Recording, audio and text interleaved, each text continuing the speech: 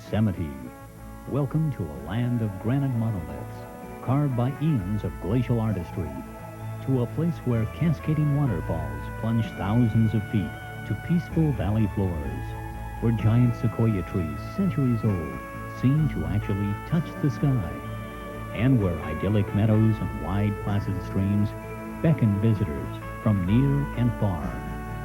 This is Yosemite National Park, nature's wonderland of granite and stone, filled with an enchanting beauty matched by few places on Earth.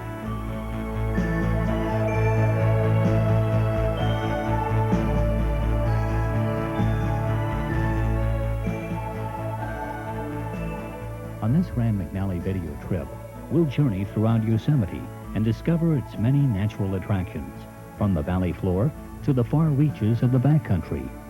We'll stand atop towering points and talk about Yosemite's fascinating formation and geology. We'll chat a bit about the history of the park, its patriarch, naturalist John Muir, and the tireless efforts to preserve the area as a natural wonderland. We'll point out some of the park's premier attractions, some of the fine accommodations and services, both in and out of the park, what to expect in weather during your visit, the many species of wildlife you'll see on your way, the countless recreational opportunities, and so much more. We'll visit quaint art galleries, step back in time and tour an ancient Indian village, talk with a park ranger, and drink in all of the sights and sounds that are the beautiful hinterland called Yosemite. Your personal guided tour is ready now, so let's get started. Yosemite National Park is situated on the western flank of the Sierra Nevada mountains in east central California. Easily accessed by 4 major routes and entrances, the nearest large city is Fresno, about 65 miles to the southwest. Highway 41 is the major route leading to the park's south entrance from Fresno. Another major access route which leads to the park from the San Joaquin Valley is Route 140 from Merced, taking you about 67 miles to Yosemite's southwest or arch entrance. Here, you'll enter the park through a narrow, short archway carved out of a huge granite boulder. The west central, or Big Oak Flat entrance, is accessible via Highway 120 from the town of Manteca off Interstate 99 east of San Francisco. From the freeway, the drive is about 110 miles to the park boundary. Should you be entering from the east, a breathtaking scenic route from the town of Lee Vining ever climbs up the eastern face of the Sierra Nevadas to the Tioga Pass entrance, situated at nearly 10,000 feet in elevation. All roads into the park provide ready access to Yosemite's major features. We'll talk about specific directions a little later.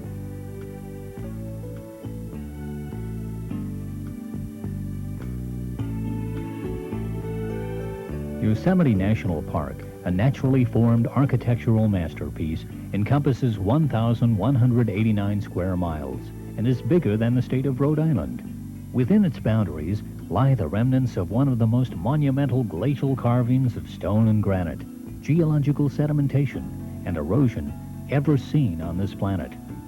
Scientists estimate that nearly 500 million years ago, the process of formation began.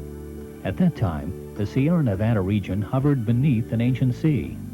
All sorts of sediments deposited on the ocean floor, building to depths of thousands of feet. The lower layers were formed and compressed into rocks, then later slowly raised by the contortions of the earth to form a mountain range that ran northeast to southwest. As the mountains rose, molten rock beneath the surface began to form and expand, creating the granite that would become the Sierra Nevada. But the spectacular granite formations and valleys that one sees today were masterfully carved by huge glaciers, which began with the advent of the Ice Age about 2 million years ago. These lumbering glaciers of untold force carved their way through the canyons of the Merced and the Hetch Hetchy. The ice slipped away and scoured the weaker sections of granite, but left some of the more solid portions intact. The end result was U-shaped valleys which were sculpted to reveal some of the most massive and awe-inspiring domes, rock faces, spires, and peaks ever created. On the valley floors were left wide, lush meadows and deep, cool lakes when the Ice Age receded 10,000 years ago.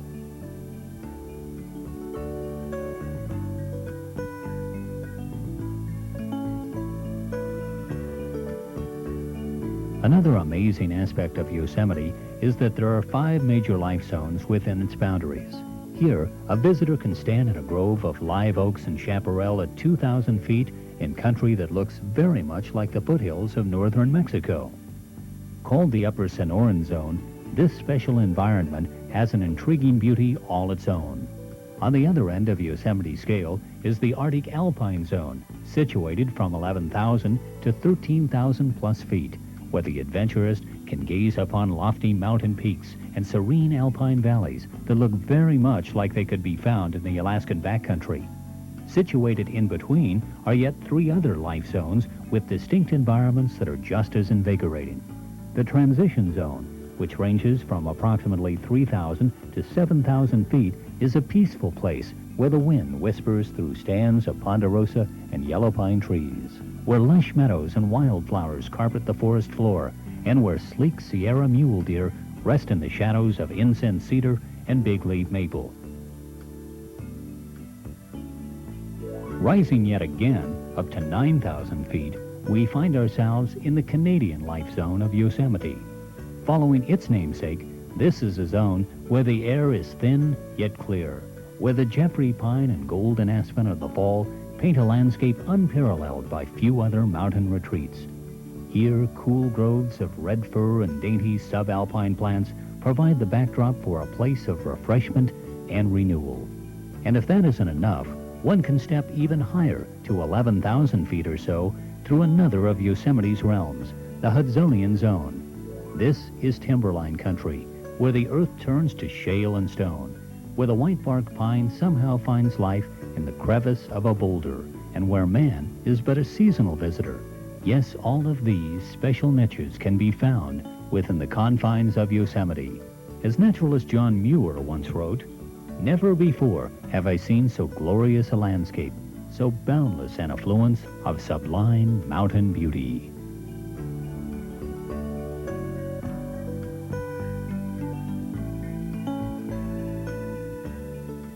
Now, let's journey back in time a bit and talk about the park's colorful and intriguing history.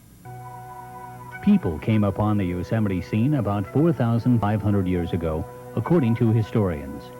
Native Americans of the Miwok ancestry built thatched huts and cedar lodges on the valley floors. They gathered black oak acorns, hunted the plentiful mule deer, and fished in Yosemite's bountiful streams. Every summer, they gathered with their neighbors to the east, the Mono Lake Paiutes, to trade acorns and other items native to Yosemite for pinyon pine nuts, obsidian, animal skins, and blankets. They left little trace of their wanderings and occupation and lived in peaceful coexistence with their Indian neighbors and the land. Though the first sighting of Yosemite Valley by non-Indians was probably made by the Joseph R. Walker Party as they crossed the Sierra in 1833, the actual entry into the valley floor by whites wasn't until 1849, when 2 miners stumbled into the area tracking a wounded bear. That was the same year of California's famous gold rush, and soon hordes of miners flocked to the region in search of their fortune. Conflicts with the Indian people who were bent on protecting their homeland became a common occurrence. Formed to punish the natives for their behavior, a group of soldiers called the Mariposa Battalion entered Yosemite Valley in March of 1851 in pursuit of offenders. Held in awe of the valley's spectacular beauty and sure they had made an important discovery, members of the battalion proceeded to name the area Yosemite, from the Indian word meaning "some of them are killers," referring to the grizzly bear which inhabited California at the time. Though the reports of the wonders of Yosemite by the soldiers caused interest, it wasn't until 1855 that the first tourist parties arrived. During these early days, travel was by horseback, and visitors found their way to Yosemite's attractions via historic Indian trails which wound their way up the mountain from the San Joaquin Valley. Soon, hotels and residences were established, orchards were planted, trails were widened to accommodate stagecoaches, toll stations were built, and most of the amenities of the day were offered by area entrepreneurs. The fame of this newfound paradise was spread throughout the land, and with it came not only multitudes of visitors, but also, as so often occurs, a push for private ownership, exploitation of natural resources, and downright abuse. With this onset of exploitation and commercial development came a major conservation movement headed by Galen Clark and none other than the famous naturalist John Muir. Muir once voiced that the mountain parks and reservations are useful not only as fountains of timber and irrigating rivers, but as fountains of life. Because of the tireless efforts of Muir and Clark and a handful of other conservationists of the time, U.S. Senator John Conness of California introduced a bill that would protect Yosemite Valley and the Mariposa Grove of giant sequoias in perpetuity. Thus, on June 30th, 1864, President Abraham Lincoln signed the Yosemite Grant, deeding Yosemite and the Mariposa Grove of sequoias to the state of California as a public trust. Congress designated Yosemite as a national park on October 1st, 1890. Though the first horseless carriage entered Yosemite illegally in 1900, it wasn't until 1913 that automobiles were permitted inside the park. Today, over 360 miles of paved roads and 94 miles of secondary roads await Yosemite's visitors. And that's not to mention the 800 miles of backcountry trails available. Over 3 million people visit Yosemite annually, attesting to the popularity that few other places on this continent, or in the world for that matter, have.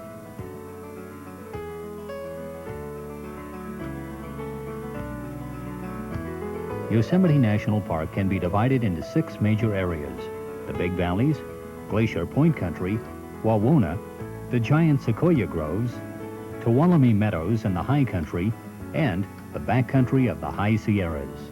There's no one particular place to start, really, so let's begin with the park's most popular attraction, Yosemite Valley.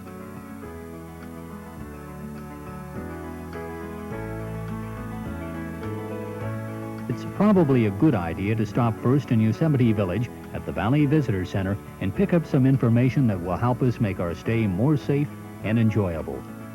First of all, I'd suggest you pick up a copy of the Yosemite Guide. It's filled with all sorts of information on the park, including visitor activities, popular attractions, rules and regulations, the many services and tours available, and a lot of other good tidbits that you'll find very useful. And the guide is free, but only one per party, please.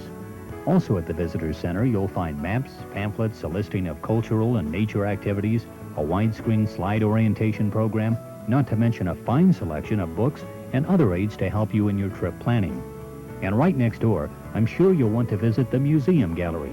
Open through the middle of September, colorful exhibits are on display highlighting recent works on Yosemite by area artists. Here also is the Indian Cultural Museum, displaying artifacts and the history of the Miwok and Paiute tribes. And the very popular self-guiding trail through the Ahwahnee Indian Village is a must-stop.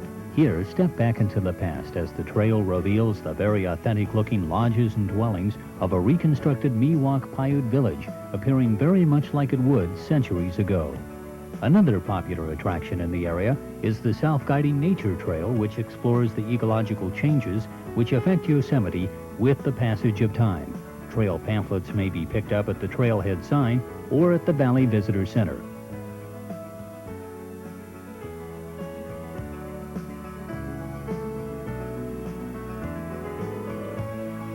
Well, I don't know about you, but I'm ready for some serious sightseeing, so let's journey through the incomparable valley. There are several ways to tour the valley floor: by free shuttle bus, by open tram tour, by bicycle, and of course by auto. We highly recommend the open tram tour. Not only does it cut down on the valley's traffic congestion, but you get to explore all the sights and sounds from the freedom of an open-air coach, complete with knowledgeable tour guides and trusty drivers.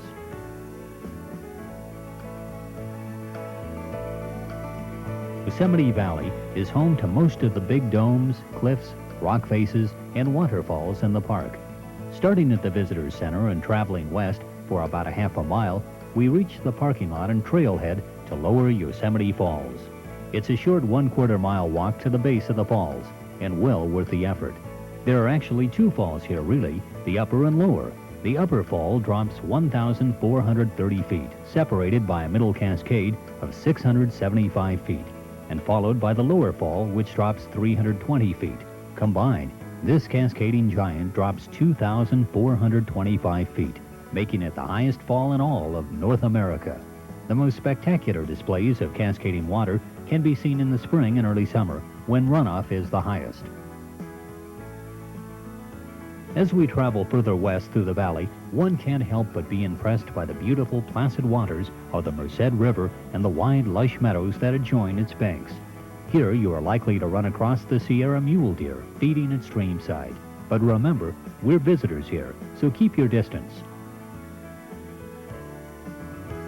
Oh, and by the way, take some time in your valley excursion to stop in the meadows, relax at one of the picnic areas, and visibly touch all that the Merced River environment has to offer, not the least of which are some of the most beautiful reflections of towering granite, verdant forest, and blue sky and water that ever graced the human eye.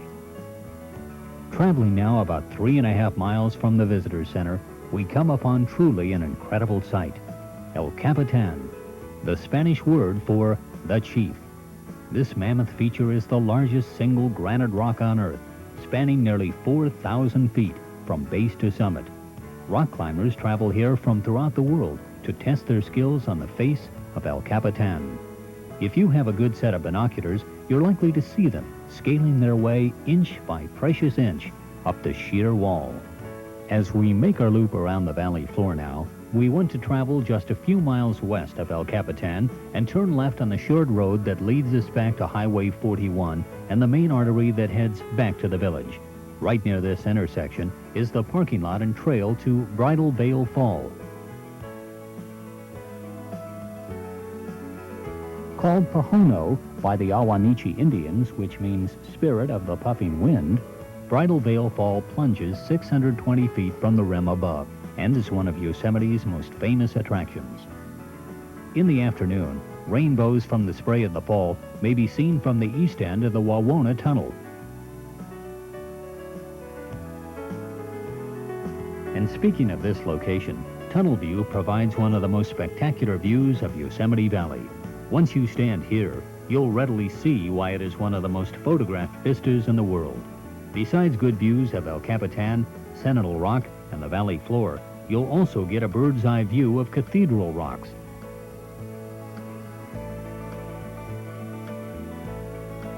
Back on the valley floor now and heading east towards Yosemite Village, on your right, keep an eye open through the trees for Sentinel Rock. Looming at over 8,000 feet, Sentinel Rock is an impressive testimonial to the size of the area's rock formations. And say, how about this for a treat, especially if you're here on a hot summer day? The kids will really enjoy a dip in the Merced River or a float down the river on an air mattress or rubber raft.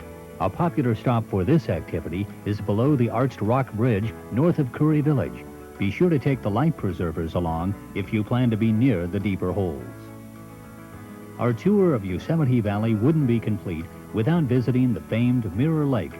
This is a walk-in area only, and the bikes and cars must be left behind. Well, now that we're back in the Yosemite Village area, let's talk some about the fine accommodations in and around this small city. Curry Village is located at the southeast end of the valley and is the oldest hospitality establishment in the park. Offering inexpensive tent cabins, regular cabins, and hotel rooms, Curry Village also features several stores, a hamburger stand, and the Curry Pavilion cafeteria. Due north of here across the Merced River and just east of the Church Bowl is the famous Ahwahnee Hotel, built in 1927. Designated as a National Historic Landmark, the hotel offers elegant dining and, in addition, a gift shop, lodging, and a swimming pool for guests. In Yosemite Village itself, located next to the main post office, you'll find just about any fare to satisfy your mountain appetite. At Degnan's, a delicatessen, ice cream parlor, and fast food service are available. You'll also find excellent dining at the Loft Restaurant and the Village Grill, located next to the Village Store, which has just about all the provisions you'll need for your Yosemite adventure. And while you're in Yosemite Village, be sure to visit the Ansel Adams Gallery, located just west of the post office. In addition to a large selection of beautiful photographs, prints, and posters, you'll also find film, camera rental, curios, and gifts.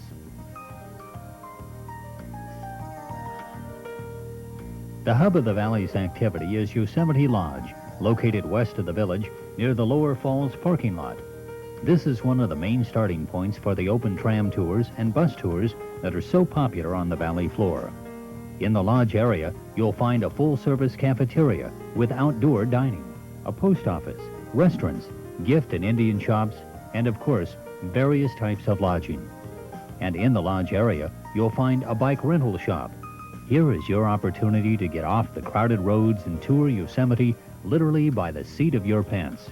The fresh mountain air, the breathtaking scenery, and all of the valley's other attractions just become more real and pleasurable when you tour by bike. And may I also recommend that you take time to leave your vehicle and discover the many side trails and self-guiding tours that Yosemite has to offer. There really isn't a better way to experience the park and get away from the crowds.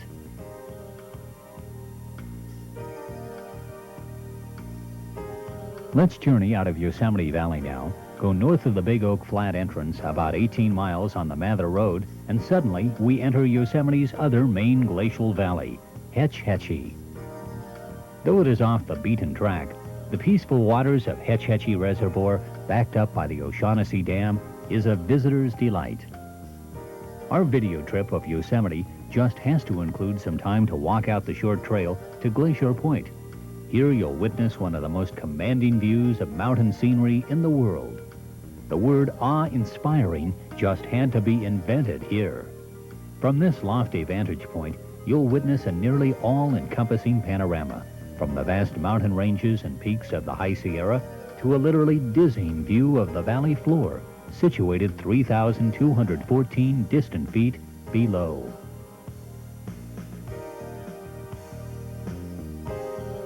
From Glacier Point, you'll get one of the better views of Half Dome, a large rolling mountain of granite that looks as if it was sliced right in two with a giant knife.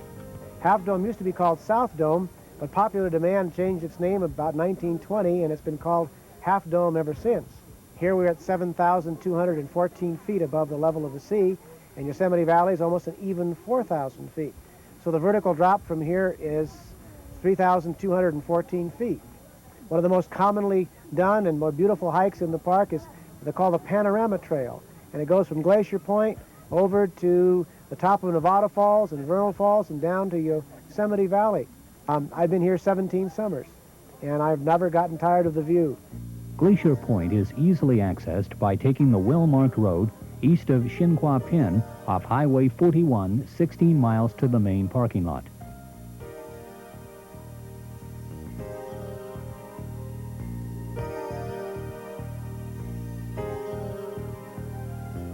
Further south on Highway 41, not far from the south entrance to the park, we come to Wawona, about an hour's drive from Yosemite Valley. Here you'll find first-rate golf on lush, pine-bordered fairways, the many art exhibits at the Thomas Hill Studio, and the stately Wawona Hotel, a wonderful Victorian structure built in the 1800s. Famous for its fine dining and comfortable guest accommodations, the Wawona Hotel should definitely be on your Yosemite itinerary. You'll also find a store here well stocked with supplies, and a gift shop which offers many interesting items. Another Wawona attraction is the Pioneer Yosemite History Center, located just across the road from the store gift shop complex. Loaded with all sorts of memorabilia from Yosemite's pioneer days, including cabins and buildings of the times, costume tour guides are on hand to give you colorful descriptions of Yosemite's past and what the center has to offer. Of course, you must have come up by the train to Raymond and then taken the stage up here. Now, I know that you didn't really do that. It's 100 years ago, though, here for most of the people here in the Pioneer History Center. So as you go around, remember, they don't know about VCRs or color TVs. They do know about the history of Yosemite. George Anderson over there, he's going to think it's 1881, and you kids might ask him about the school he built back 5 years ago in 1876. I know you love schools. And you adults ask about President Garfield and what's going on in the park, because these people at these various places know about what's going on in Yosemite National Park, and they'll be happy to talk to you about that.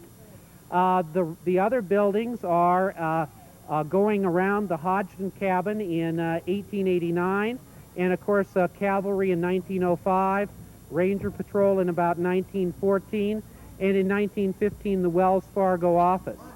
And the people in those places are volunteers up here and doing living history, and they'll talk to you about what was going on 100 years ago. Be sure to hop aboard the History Center Stagecoach for an adventure you're sure to remember. The stage departs from the Wells Fargo office at the center and along the route travels under the famous covered bridge which spans the South Fork of the Merced River.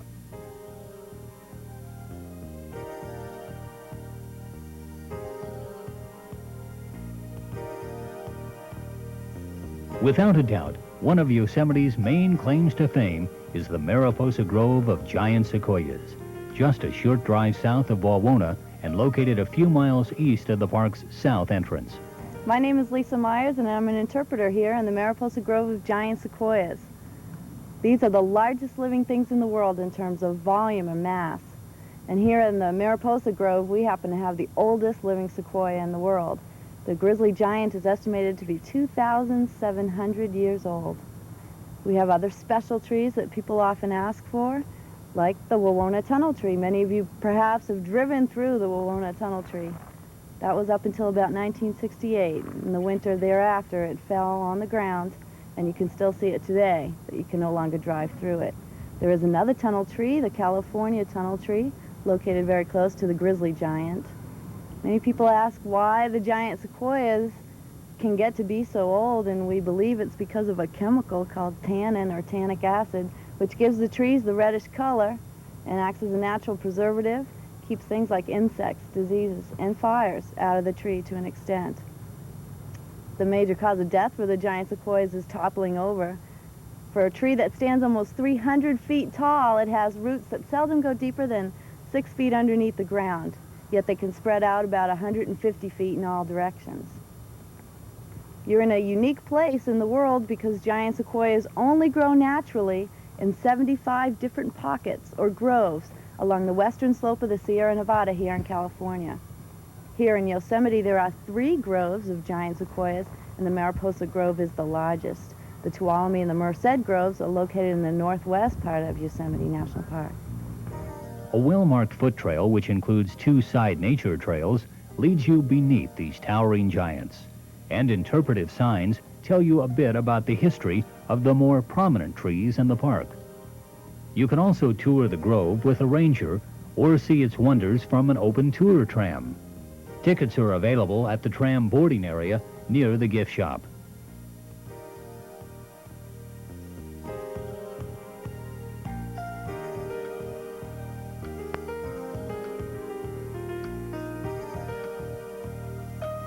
Let's leave the lower country now and climb in elevation up to the Canadian and Hudsonian zones we talked about earlier and enter another world, Tuolumne Meadows and the high country of Yosemite. Here, wide, verdant meadows, ribboned by meandering mountain streams, give way to stark mountain peaks and groves of pine and fir. On your way, take the well-marked side road to White Wolf, named for an Indian chief who once camped at the spot. Facilities include a campground, lodging, meals, stables, a ranger station, and naturalist activities in the summer. Stop at Tenaya Lake, nestled in a glacier carved basin, and glide a boat through the morning mist. Enjoy a picnic at Lakeside, or simply set up camp and relax.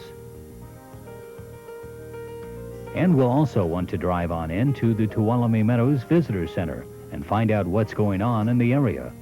You'll soon find out that there are morning and afternoon nature walks with a ranger, campfire programs, and a host of other delightful activities. Another sight you're apt to see on your journey on the Tioga Road is more thrill-seeking rock climbers.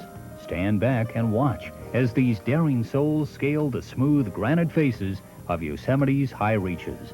Talk about exciting. And say, should you ever have the hankering to try this challenging sport, you'll definitely want to check in with the Yosemite Mountaineering School, located in Tuolumne Meadows. Expert instruction is offered for beginner, intermediate, and advanced skill levels. For more particulars and class schedules, phone 209-372-1335. Campgrounds, tent cabins, lodge accommodations, a general store, service station, and ranger station are also found in the Tuolumne Meadows area.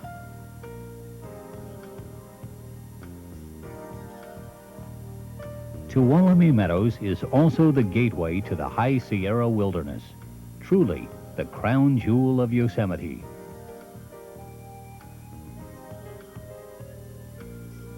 Hike to your heart's content on the many miles of trails that lead to Yosemite's backcountry, or view the sights from the back of a horse or mule. Explore the John Muir Trail, the Grand Canyon of the Tuolumne River, or the inspiring Cathedral Range. Yes, backpacking in the High Sierras is the stuff of which memories are made. Summer is the best time, of course, since most hiking trails are snow-covered until at least mid-May. Free wilderness permits are required for all overnight stays. Be sure to check for information on current conditions, tips on storing food from bears, and how to obtain a permit by contacting one of the following locations.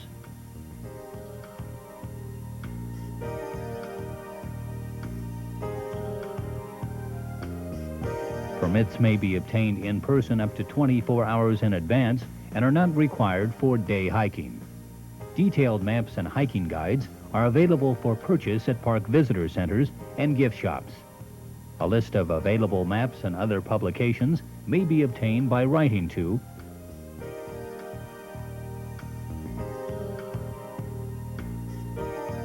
Trails in the park vary in difficulty and could be dangerous. Hikers should refer to trail guides for trail descriptions before proceeding. To help make your hike safe and enjoyable, here are a few suggestions and regulations. If you're making an overnight stay, pack enough high-energy foods to sustain you. Please stay on the trails. Taking shortcuts can be dangerous and cause erosion and damage to the landscape.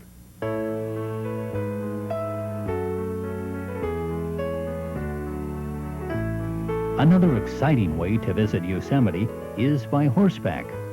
Yosemite Valley stables offer 2-hour, half-hour, and full-day horse trail rides.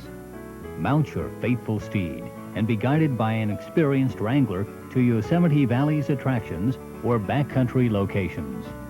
On some trips, saddlebags are provided for food and personal belongings. Other horseback trips are offered daily from these outfitters.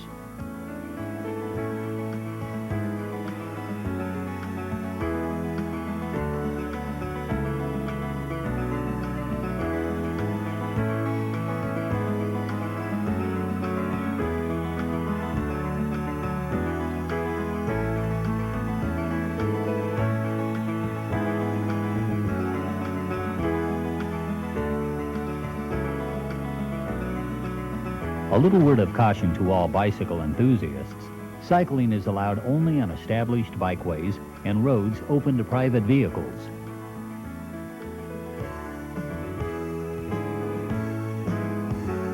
If you want to try your hand at fishing, you'll need a California state fishing license. A local sporting goods store or the sports shop in Yosemite Valley, the Wawona store, and the Tuolumne Meadows store have licenses available. The better fishing in Yosemite is usually found in isolated areas. There is an abundance of wildlife and vegetation within Yosemite National Park.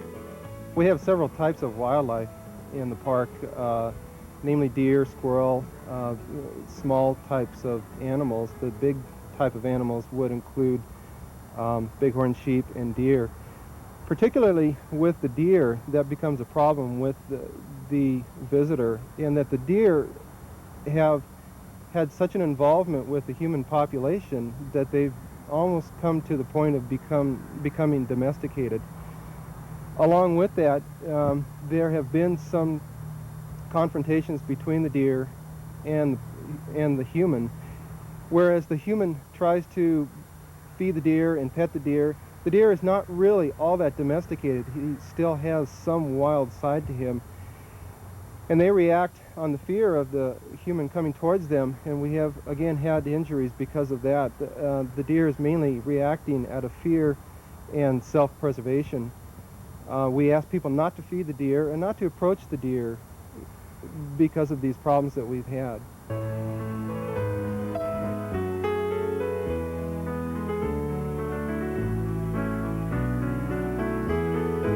For the aspiring artists among us, whether you want to capture wildlife or scenery, there are free outdoor classes in painting and sketching available in Yosemite Valley.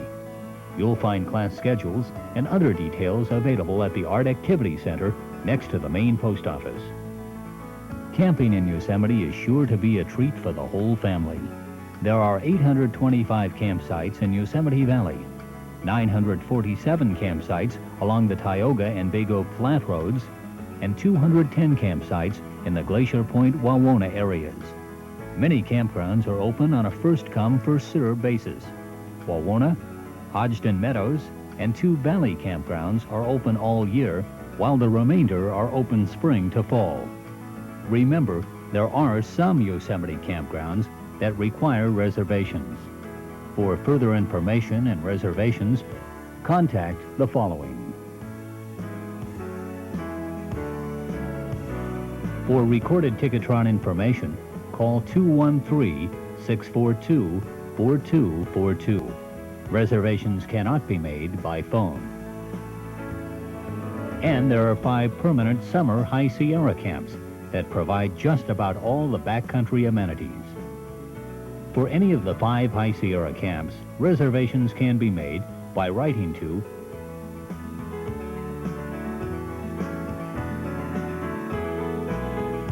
Hookups are not available in any of Yosemite's campgrounds. There are also a number of campgrounds just outside Yosemite operated by the U.S. Forest Service. Many are maintained on a first-come, first-served basis, and others may be reserved through Mistex. The number to call is 1-800-283-CAMP. Pets are allowed in designated campgrounds, but must be on a leash at all times. Pets are not allowed on any park trails.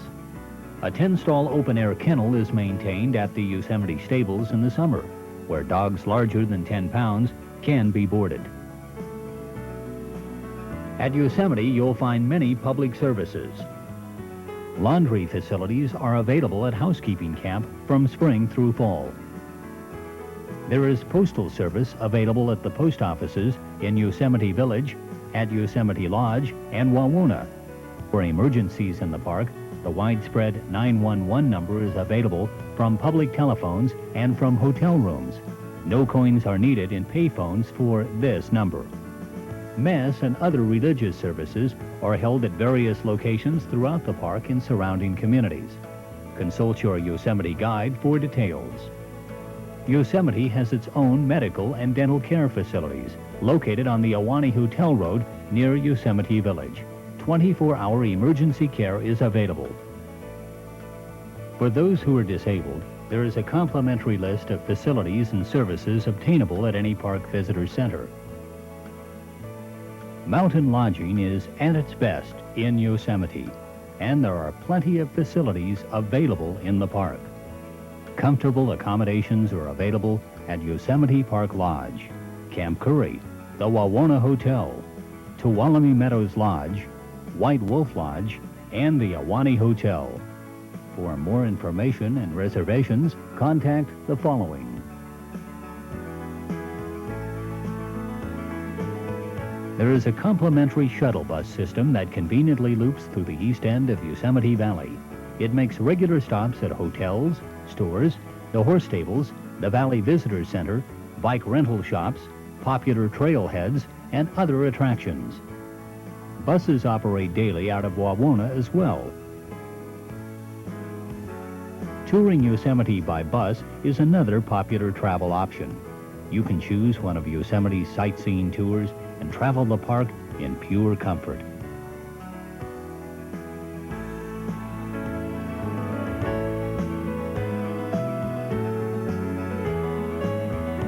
Nearby out-of-the-park lodging and facilities are available in Fresno, in Lee Vining at the base of the eastern slope of the Sierras, and just outside the park off the Merced Highway at El Portel.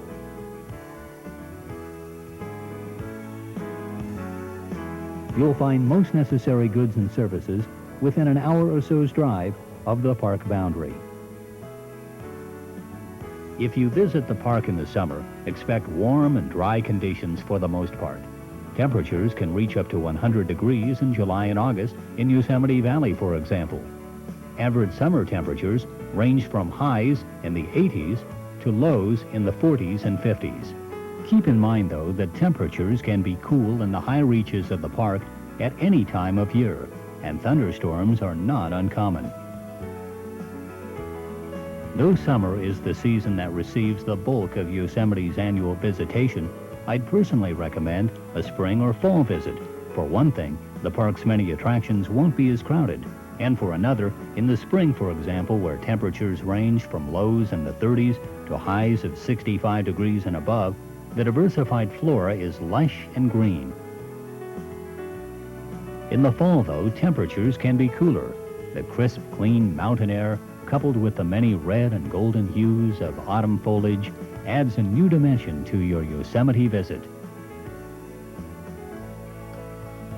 November and March bring 70 to 90% of the year's total precipitation, but still offer a relatively mild climate.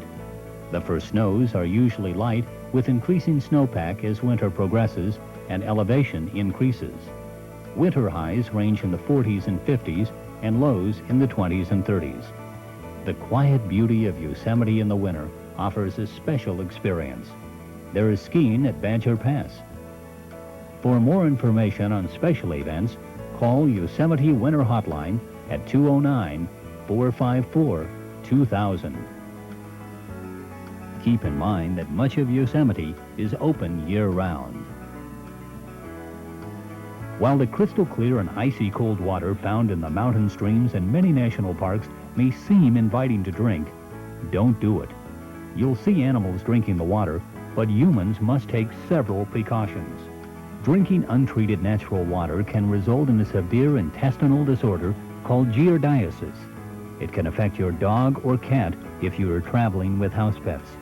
Carried by both humans and animals, giardia contamination is common in surface water supplies like lakes, streams, and rivers. Here are 3 basic ways to protect yourself from giardiasis.